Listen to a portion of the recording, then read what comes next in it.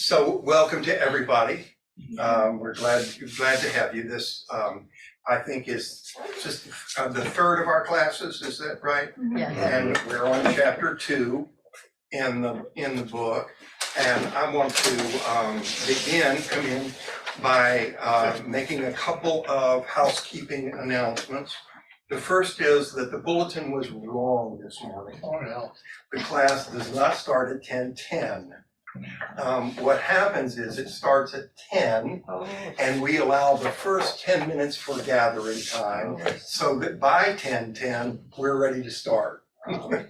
If we say it starts at 10:10, then the gathering time will be from 10:10 to 10:20, and so that won't work. So come in and welcome. The second thing is to say just a little bit, and I'll do this each week, of kind of summarizing what we said last week to kind of not only refresh your own minds about it, but also to be a summary for people who may have missed the last session and be able to come in and catch up. Art, can you hear us okay? You're good. Welcome. And so last week, I talked about storytelling, which is the subject of chapter 1. And the reason being that if you look up a definition of the Bible, if you look up a definition of God in the Bible, you won't find one.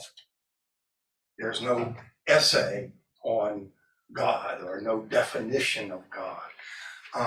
Instead, what you get in the Bible is the stories of the people of God, Abraham and Isaac and Jacob and David and Moses and so forth, and the actual words of the prophets and the stories of the kings and the times. And the reason for that is that the Bible is not a philosophical book. And so last week I talked about the hymn, Immortal, Invisible God, only wise, in light, inaccessible, hid from our eyes, and said, if that hymn is true, then that means that God is immortal and we are mortal, and God is invisible, and with us, what you see is what you get. And God is only wise and we not so much. In other words, there's this enormous gap between God and ourselves. But not only is there an enormous gap between God and ourselves, but according to the hymn, if the hymn is true, God is inaccessible in light. He dwells in a realm of light. C.S. Lewis says we live in a land of shadows. So he dwells in light, he is inaccessible, and he is invisible, he is immortal, he is only wise, and he is hidden. So it may be not just that we can't get to him, but if we could, he won't let us. He's going to hide. See? So then the question is, well, how can we claim to know anything about God? Which clearly we do claim to know quite a bit about God. And so the question is, how can that be? How can we claim to know something about God if God is by definition all of those things? And there's two ways we can imagine. The first is that we could look up or out or within, but the idea is it starts with us, and we look out or we look up or we look within ourselves. And I suggested that the word speculation comes from the Latin word to look, speculo. In Greek, come in, Betsy, come in, welcome. The word idea comes from the Greek word, means literally things seen. It's a neuter plural. So an idea are things that we see when we look. And we can take those ideas, those things that we see when we speculate, and we can weave them into a system of wisdom, and we can call that The word for wisdom in Greek is Sophia. You notice I'm drawing on all Greek words mostly because the philosophical tradition stems from the Greek philosophers in the fifth century. And then we can fall in love with our ideas or our wisdom and or the pursuit of wisdom, and we can become philosophers. And so the Western philosophical tradition and the Eastern mystical tradition also is a speculative tradition. The Eastern tradition looks inward, the Western tradition looks outward, but it's still basically speculative. You with me so far? Everybody good? Yep. Okay. Okay. The Hebrew way is different. It says we learned about God not because we looked up, but because God came down. In the book of Exodus, Moses is out, you remember, tending the flock of his father-in-law, and and God appears to him in the bush, and God says, I have heard the cry of my people under their affliction, their slaves in Egypt, they're crying out under their taskmasters because the Egyptians are treating them badly. And he says, I've heard the cry of my people under their affliction, and I have come down to deliver them, right? And then we say in the Nicene Creed, for example, it was for us and for our salvation that he came down from heaven, right? So the key word in the Bible about our knowledge of God doesn't have to do with looking and speculating, but it has to do with the word davar, which is usually translated into Greek by the word logos and into English by the word word. But both particularly in Hebrew, the word davar can also be translated as thing or event. For example, the book of Amos begins by saying, these are the things that Amos saw. These are the devarim, the words that Amos saw during the days of the king. In other words, this is what happened. This is what took place. Still with me? Okay. So now, so the Bible is, our knowledge of God from the Bible's point of view is not based on our looking up, but on God coming down in an event that takes place, an event that reveals God to us. Now, millions, you remember Carl Sagan, our universe has billions and billions and billions of things. Some of you are too young to remember that. But anyway, billions and billions of things are happening all through the universe all the time. I mean, stars are exploding, galaxies are crashing into each other. There's all kinds of things that are going on, but none of them are events of revelation to us, although we can study them for scientific knowledge. And we, spend billions of dollars to try to do that. But they're not an event of revelation. In order for an event to be an event of revelation, three things have to be true. Number one, somebody has to witness it. You have to, if nobody sees it, it doesn't reveal anything to anybody. Number two, the people who witness it have to recognize it as important. They have to say, this means something. This is important. This tells us something about God or ultimate reality or how things work or who we are or who's in charge here or something like that. And number three, we have to tell somebody else. So the Bible is a book that is the witness of people who have seen and recognized an event as important. So when I begin to tell the story, as we're going to do today, of the church and the people of God, what I'm really doing is the same thing that you did last week and that we'll continue to do until everybody has had a chance. You get to sit at the left hand of power right up here.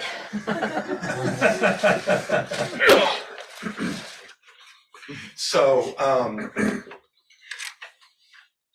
for example, what you did is say, this is my name, this is who I am, this is where I come from, and these are questions that I'd like to have answered as I come to the class. If you can think of being in a cocktail party or a party of some sort, and you meet somebody, hi, I'm so-and-so, and where are you from?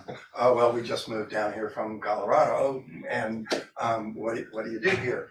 Well, I'm retired, but I go to church at Trinity-by-the-Cove. Oh, really? Well, so that's the kind of thing that might happen. So as you have introduced yourselves to us, this is who I am, where I've come from, some questions that I've got. Now it's my turn to sort of, on behalf of the community of the church, introduce the church to you. Does that make sense? Oh, yes. Okay. So that's the way to think about this. This is not a course in church history.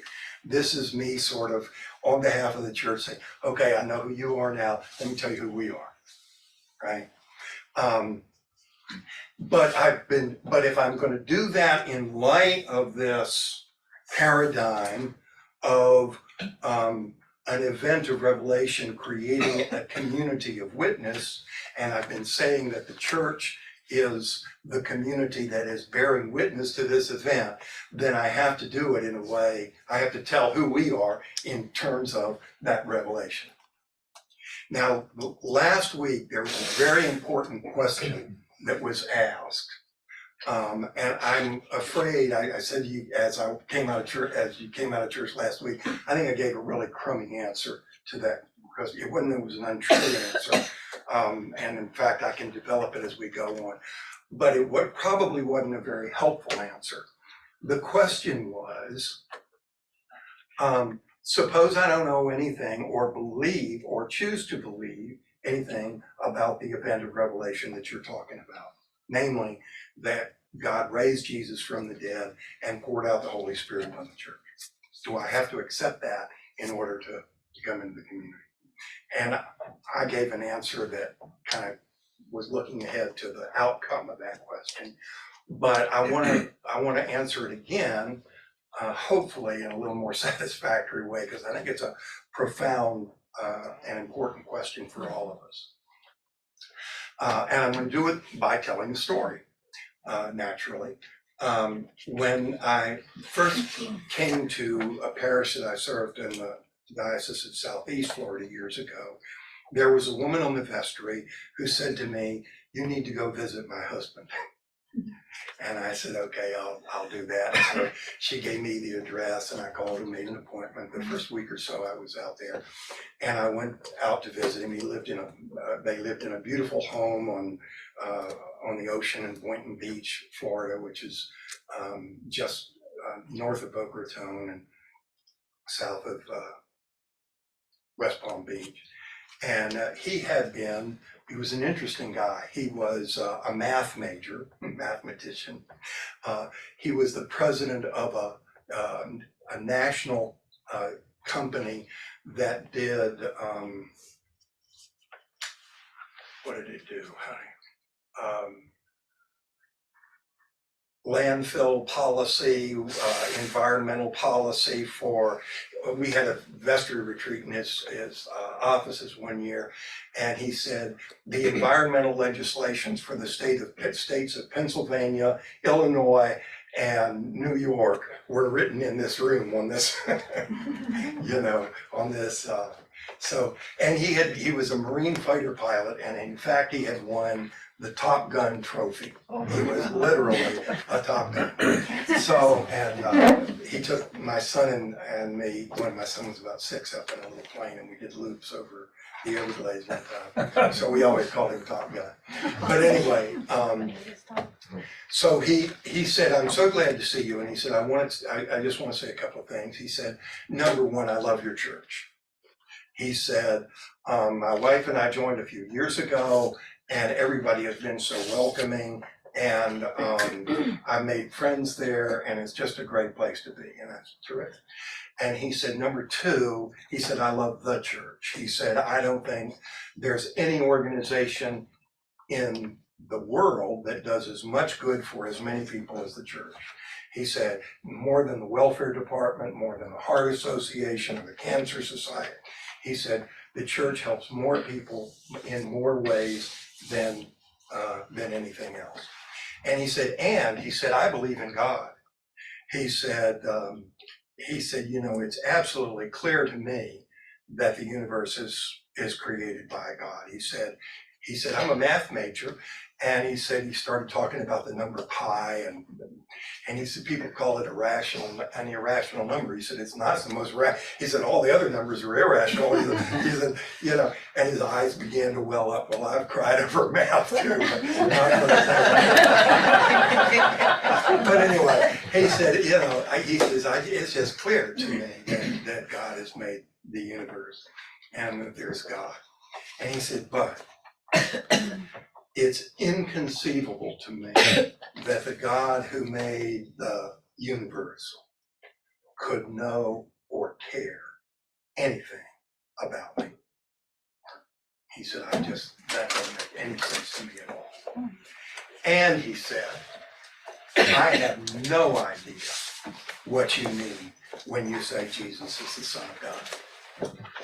He said, I don't know what that means. He said, so the reason I wanted to talk to you is you may not want me in your church, right? And so I said, okay, Joe, thank you. And I said, I tell you what, so long as you never say you believe anything you don't, you'll be okay. So that's the sort of invitation that I want to kind of begin with, because I'm going to be telling the story of the church, saints and sinners, losers and winners throughout the history of the church. But I'm doing it just to say this is who we are. Because, and you may hear that story and you may say, that sounds interesting. I'd like to know more. I think I'd like to become a member. I'd like to reaffirm my commitment to that. That's exactly where I'm at. Or you might say, I'm not ready to do that yet, you know. But it'll give you a way of sort of placing yourself in relationship to the story and to who we are. Does that sound okay? Mm-hmm. We good? Okay. So who are we and how do we get started? Well, as I said, we are a community of people. We're going to have different definitions of who we are as we go through the course. But the first definition we're going to work with is the definition that says we are a community of people who have witnessed an event of revelation, who have recognized its importance, who confess it, and who have handed it on to other people and proclaim it. And the event of revelation that we have witnessed is the death and resurrection of Jesus and the outpouring of the Holy Spirit. That's where we start. In other words, so for example, if you look at you may never have thought of Jesus that way, for example. If you look at the creed says that Jesus was conceived by the Holy Spirit, born of the Virgin Mary, suffered under Pontius Pilate, was crucified, died, and buried. So what's between born and suffered? Mm-hmm. Everything. Right? Everything that Jesus did, everything that Jesus taught, right? Every miracle, every, the disciple, all of that is in that column. And we pass over it as saying, it's not important to us. And the reason is The reason that is important is because we do not believe that Jesus is the Son of God on the basis of his teachings and his miracles and his philosophy and his attitude and his life story. Instead, because we believe he is the Son of God, we pay attention to what he taught and what he did. See how it works? And the reason we believe he's the Son of God is not because we've been persuaded that he's a good and holy man. The reason that we pay attention to that we believe he's the Son of God and pay attention to what he did is because we believe that he was crucified, died, and buried, and on the third day rose again. So that's the event. That's where we start. Now, if that raises some questions for you, it raised some questions for us. The first was, how did that happen?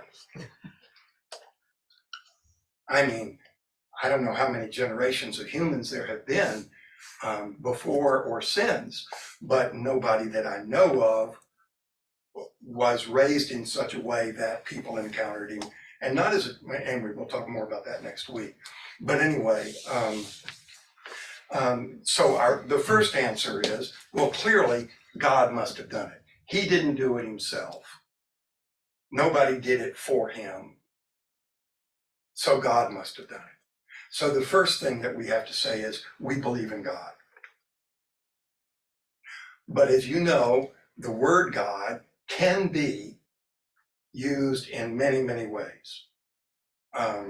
In fact, you could say that the word God is the most meaningless word in the English language because it has been used in contradictory ways.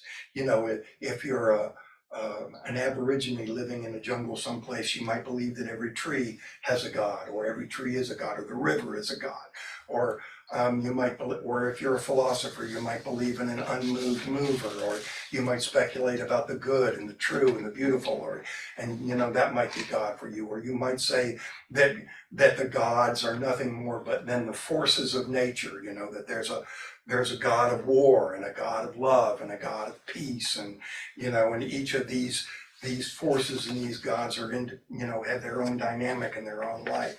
All those are different ways we can use the word God. So what did we mean? And keep in mind that in the days of Jesus, there were in fact many, many, many, many people who believed in many, many different gods. There was Jupiter, and there was Mars, and there was Venus, and there was, Hermes, and there were all these different gods. And there were the gods of the Babylonians and the gods of the Egyptians. And so there were lots of different gods. And so what God is it? Well, the easiest way to answer that would be to say, and this is the way we, in fact, I'm saying we collectively going back, the way we answered it was by saying, well, clearly it was the God that Jesus called his Father, right? The God that Jesus prayed to was the God that Jesus called Father, Abba, Father. The word's so distinctive that it's preserved in the original Aramaic in a Greek translation, and I mean in a Greek New Testament. Abba is the Hebrew or Aramaic word for Father. And it was so distinctive of Jesus that when they wrote the New Testament in Greek, they said, we don't want to lose that word. It's so important, And Jesus taught his disciples also to pray what? Our Father. So the first thing that we said is we believe that the God that raised Jesus from the dead is the God that we know as the Father. Now later, some people said that what had happened, it's interesting if you follow this logic, that what had happened in the resurrection was so new and so different. Nothing had ever happened like this. There was the resurrection, the idea of a resurrection, which is a Hebrew hope, was something that was going to take place at the end of history. There wasn't any expectation really for someone within history, to be raised from the dead like that. So maybe this is so new and so fresh and so original that in fact, it's a different God. Maybe the Father that Jesus revealed to us is a different God than the God of the Old Testament. Maybe these were Jews. We were Jews at that time. We were people who had, believed in the God of Israel and so forth. So, but they say, well, maybe it's a different God. Maybe the Father of Jesus really was a different God. But we ended up saying, no, we believe that the God that Jesus prayed to was the Father is in fact the Almighty of the Old Testament. It's the same God. The resurrection of Jesus may have been a new thing, but it wasn't a bolt out of the blue.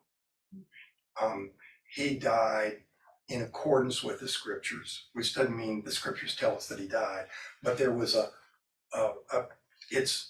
it was in accordance with, it happened according to the definite plan and foreknowledge of God as it's revealed in the Old Testament. So that's the second thing we came to believe, that we believe that the God who is the Father of Jesus is in fact the Almighty of the Old Testament. That didn't stop us from asking questions though.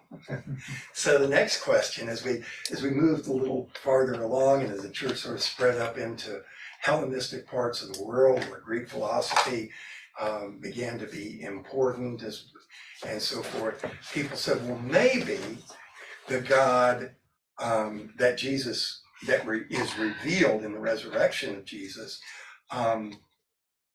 is different from the God who made the earth. Because we know from the Bible, right, from that it was the Almighty who created the heavens and the earth, but maybe the resurrection reveals a new level of being, a spiritual being.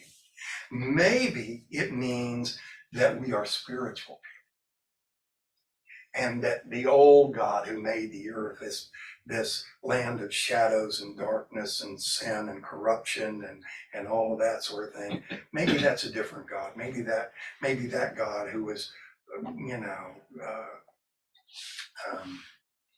it was different from the God that raised Jesus from the dead and that raised Jesus to a level of spiritual being. And maybe if we believe in Jesus and we become Christians, we become spiritual beings too. And we don't have to be bound by petty morality or, the kinds of, concerns that we have.